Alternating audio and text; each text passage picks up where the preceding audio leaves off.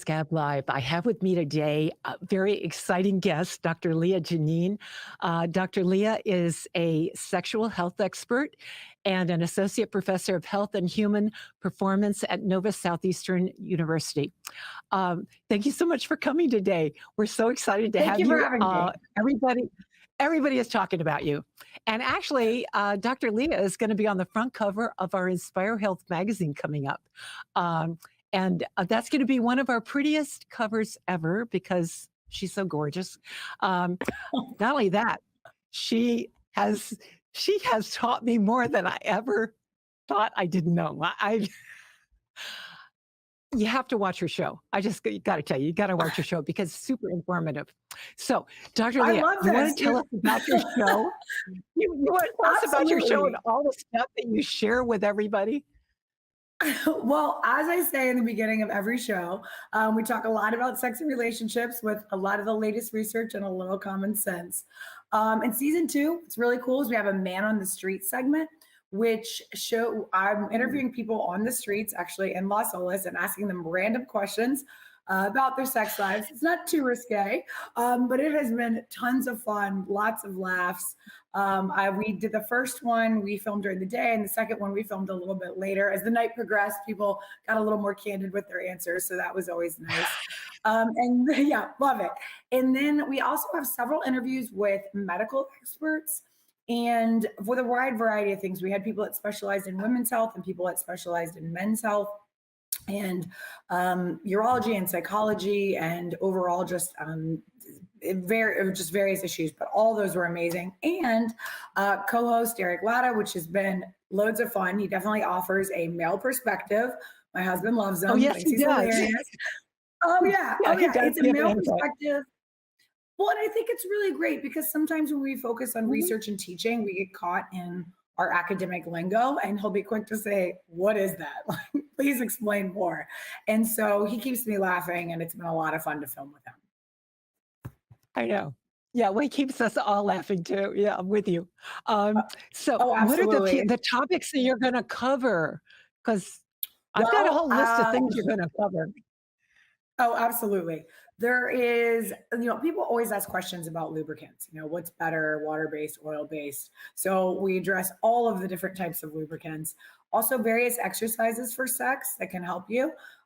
Since I am an exercise physiologist, that's a topic that I really like. I mean, there's certain muscles you're going to work more, right? Hip flexors, glutes, abs, stabilizers, all of those things are really important. Also, helping women improve any type of sexual experience because a lot of times hypoactive sexual disorder occurs more commonly in women. Making any of that sexy time last longer is something that a lot of men ask questions about. Benefits of morning sex. A lot of times people just get pigeonholed in thinking that it can only be at night. And, really just some communication skills and how to talk about sex openly with their partner. It's crazy that people can be in an intimate relationship for 10, 15, 20 years and then still not be able to talk about sex. It's in our culture, we all too often just see it as too taboo. Yeah, and I think probably listening to your, broadcast are making people open up, and it's probably a great thing for couples to watch together. But it's not just couples because you're giving, like, good, health information as well, um, for regardless if you're in a relationship or not, right? Yeah, absolutely. So, I mean, and the reality is a lot of people are in sexual relationships without being in an intimate personal relationship. And I mean, I see nothing wrong with that as long as everybody's safe and healthy. So I think it's just really removing a lot of the taboos that are there. The reality is, in our health education system, we're either taught sex is morally wrong and it's bad, or, in comprehensive sex education programs, then we say, well, yeah, it's not necessarily morally bad, but you're going to get all these diseases and you're absolutely going to have unintended pregnancies. And so we're not really saying that there are many positives of sex. And so I really hope that that's something I could relay in the show. And we have a little promo, don't we, that we could, show? Next time on Sex Talk, there are many different lubricants available, but do you know which one is best for you? Plus, keeping your love life alive during and after menopause, and how anxiety can affect your relationship. Dr. Leah answers the questions you always wanted to ask on Sex Talk. Tuesdays and Thursdays at 2 and 10 p.m. I want to ask you something about lubricants. Believe it or not, coconut oil for your face. I I first was introduced to coconut oil because a woman had such beautiful complexion and she used it for her face. Do you know anything about that? Is that true? Absolutely. I think coconut oil is like the wonder drug, actually. No, I think it's great. It is great for your skin. It is hydrating, but the same reason it can be great for a lubricant is the same reason it's great for your skin is it also has natural antibiotic properties. So it's not like taking an antibiotic pill, but it's got natural properties that work that way. So it can also help when people have acne, which is caused by bacteria. And it can also help for the vagina. And so other lubricants may increase the likelihood of having a bacterial infection, but this could actually decrease it. And it also has properties that prevent yeast production. So a lot of women suffer from recurrent yeast infections. And so coconut oil is really great for that. And I mean, it's good for your hair too. And it's really nice and cheap. Some of the high-end lubricants can be upwards like $17, $18, $19. Get a big tub of coconut oil for next to nothing. So I think it's wonderful for everything. Oh, that's great. Okay, so tell me, how do we watch your show? When is it on? Oh, I nice. know All when it's right. on. So well, we're on in a lot of different places. I watch it typically Tuesdays and Thursdays at 2 and 10 on the Health Channel. I also get the 11 p.m. one on WPBT. There's also another Sundays at 11 p.m. and WXEL. And the Health Channel app, which is All Health Go, is available anywhere. So even if you're not in South Florida, you can watch it. That's where my parents watch the show. Downloaded the app there, and you can see, and it's just really convenient because you can see the full episodes at any time. Oh, that's And great. if people Yeah. want to call in, they can always go to askdrleah.com. I was going to say, yeah, because that's what happens, and that's the wonderful Oh, yeah. thing about the show. I've noticed that people will ask you anything, Oh, and yeah. Oh, yeah. And I will yeah, things answer they will anything. It's never ask usually their people will be like, doctor. well, oh, I mean, I love it because I'm really open about it, and I have no problem answering absolutely anything. But occasionally, I have to be reminded that it's PBS. But I love the variety of questions there. Oh, that's great.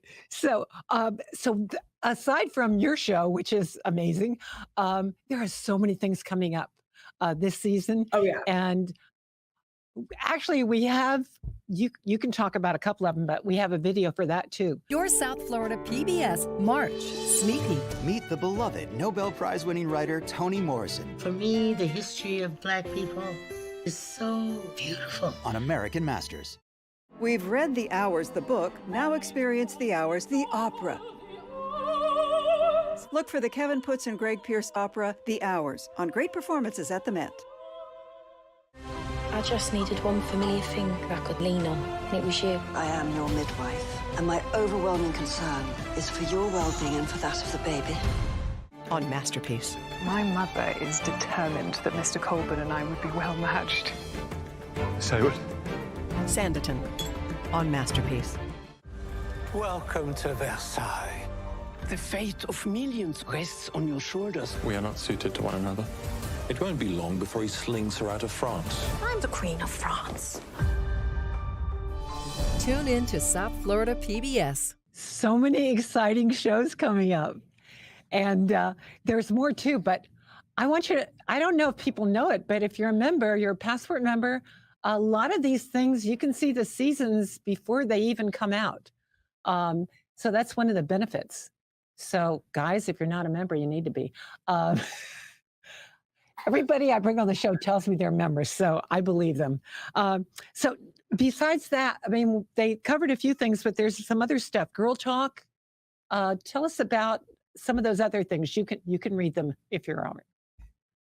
Oh, well, so there's a bunch of them. So we actually, so Toni the other Morrison? shows. Oh yeah. So yeah. There's a bunch of different shows that are coming out. So in honor of Women's History Month. So Toni Morrison Right. is on The Pieces I Am. So that's on Monday, March 13th at 9 p.m. on WXEL. And so essentially she leads assembly of her peers and critics on the exploration of powerful themes confronted throughout her literary career in an artful and immediate meditation that examines the life and work of a legendary storyteller. And then there's Girl Talk, which is a USA special. and that is Sunday, March 19th, 11:30 p.m. at WXEL.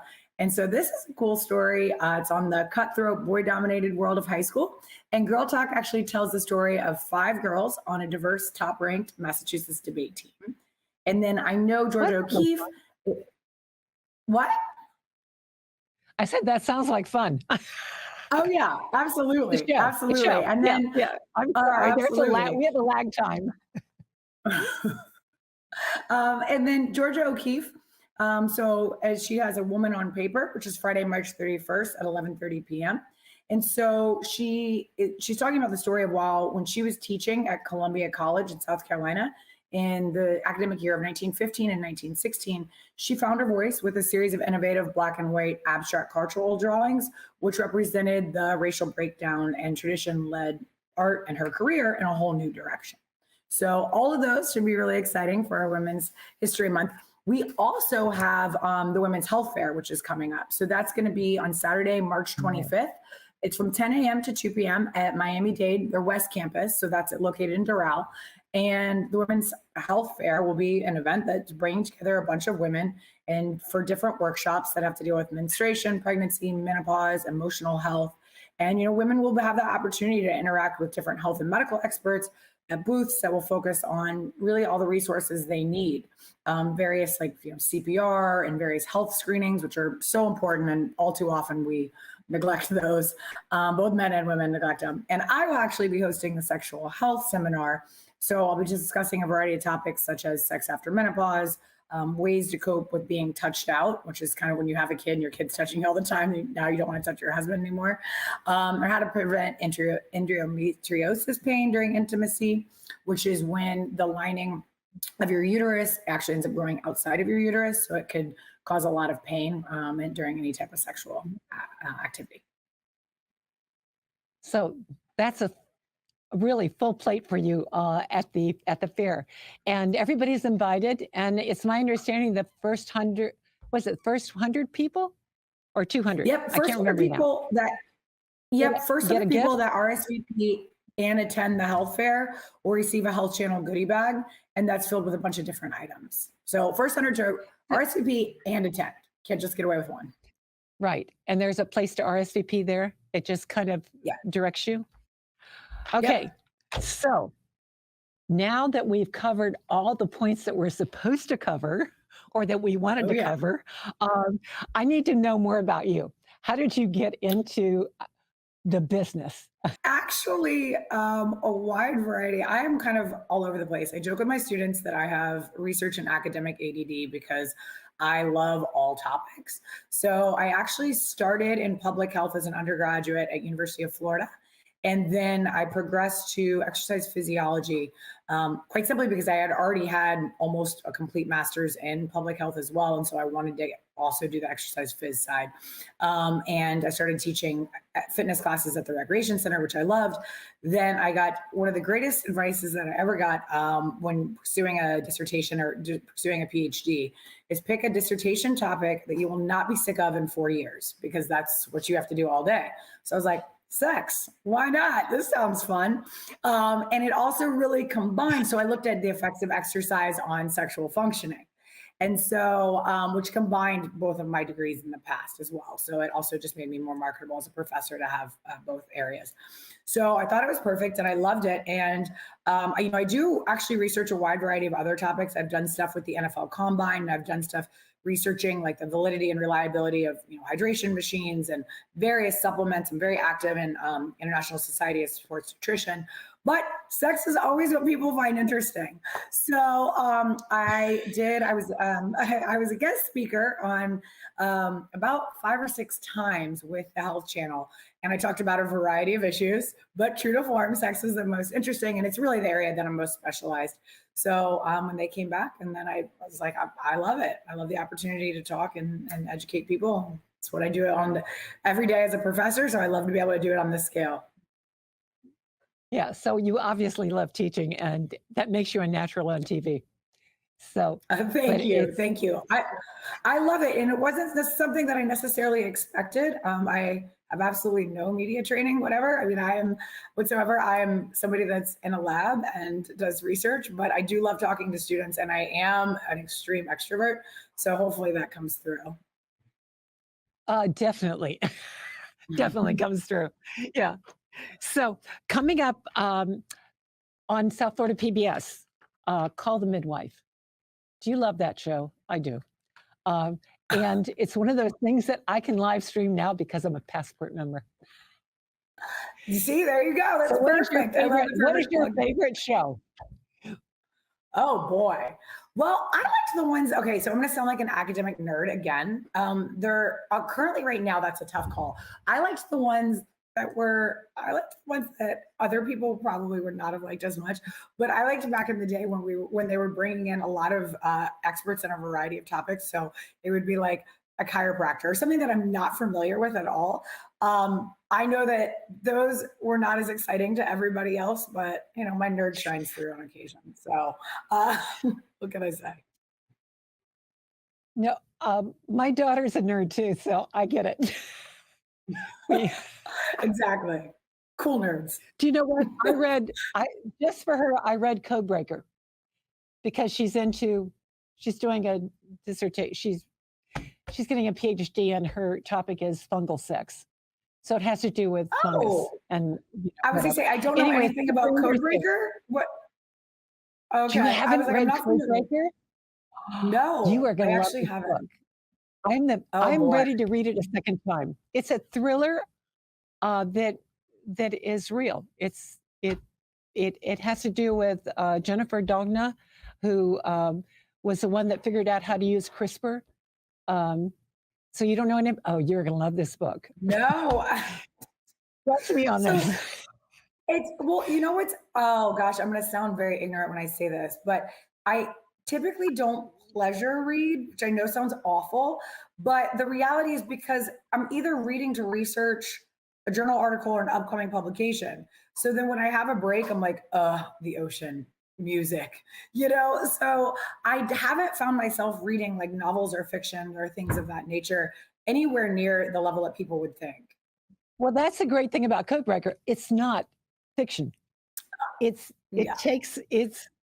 accurate and it's so well researched, beautifully done. But it's such a good book. I felt like I was reading at times a textbook, but it held my attention.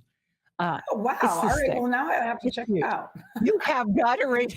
That's what I told my daughter. And she says, oh my gosh, I've got that on my Kindle or on my Apple, whatever. And I haven't gotten around to reading it. And then when she started reading it, she said, oh, you're right. This is really good. Yeah. So there you go. So you have recommendations for reading other than about. Okay, there we go. Well, I'm telling you, you need to take a break and get away from your nerdy stuff and watch Call the Midwife. You are going to fall in love with the characters. Okay, promise me you'll watch at least 2 episodes. Okay, absolutely, I will. And then I want to report back. You definitely are going to come back. Will do. I was so hoping you could be here in person. I know. I'm sorry. I'm quite the hike away. I know. You live really far away. Up in Broward? Or I live far away from all of these events. Yeah. Well, especially, Miami traffic can kill you. But fortunately, most of the events are on a Saturday, so I can get down there and get back. But yeah, the beauty about that Miami-Dade West campus, it's not only is it 5 minutes from my house, but it's also right off the turnpike. So for you, that's going to make, assuming, unless you're way east. Are you east or west? I am northeast Lauderdale. Like I'm northeast of Fort Lauderdale. So yeah. It's going to take you longer to get to the turnpike than it will to get to Miami-Dade. Oh yeah. I actually, interestingly enough, part of the reason I make my academic schedule the way it is just to avoid traffic.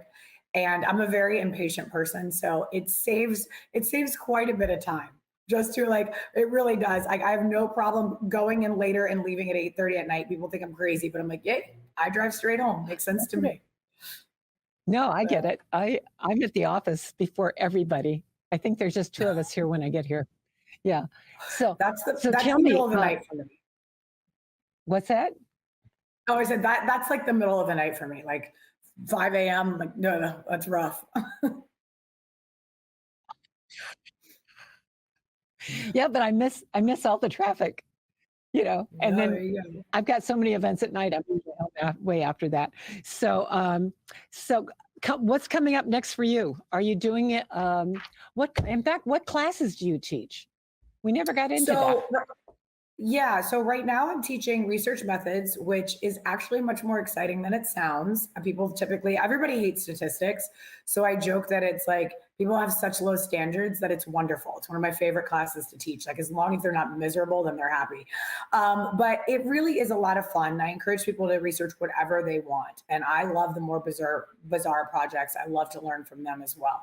So I have them, they can research whatever they want and then conduct their own project. And I think it's a really great course for undergrads because I really didn't know how to research until I went to graduate school. I'm also teaching a sport and health fitness admin course, which the majority of us didn't go into the sciences to do administration, myself included. But I was a fitness director at both University of Florida and Florida International University. And so you kind of get thrown into having to learn business, even if it's not something that you planned on doing. So that's an important course. And then I also teach exercise prescription, which is teaching people how to give exercise plans to a variety of people. So people that either have cancer or osteoporosis and obesity and rates of obesity right now are really just astounding. So looking at all of those, and then there's 2 labs associated with that, which is fun because then you actually get to apply it, and it's not just sitting there and listening to me lecture in a classroom. So I love that. And then I'm also teaming up with another pharmaceutical company called Intium, and they are looking at examining various types of drugs, which are right now illegal, various types of drugs looking at intimacy and PTSD. So a lot of the things like psilocybin mushrooms, which right now is still, I believe, a class 1, Schedule 1 drug, but it's not going to be for long. And then looking at like MDMA and looking at it, obviously within a therapeutic sense, this isn't like, have some street drugs, have fun.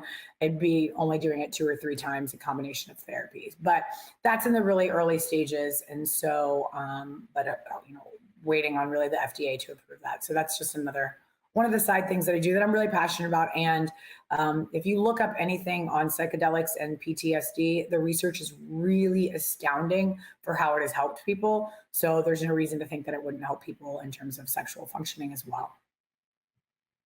Oh, well, there's thought.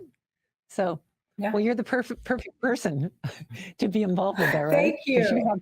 I mean, it's fun. But you have so many different aspects to your education, and I can see why South Florida PBS loves you. Well, thank you. I mean, it helps to, there's different philosophies of thought on this. A lot of professors feel as though they have to be the #1 expert in one area. And I just think, why not learn a little bit about everything? And so and the areas are really fun. I mean, I'm researching sex and drugs. Like, what's more fun than that? That's great. So we need a new moniker for you. Your next show will be exactly. I'm sure NSC would love that. I'm sure South Florida PBS will love that. So, Dr. Leah, thank you so much for coming today and joining me on air.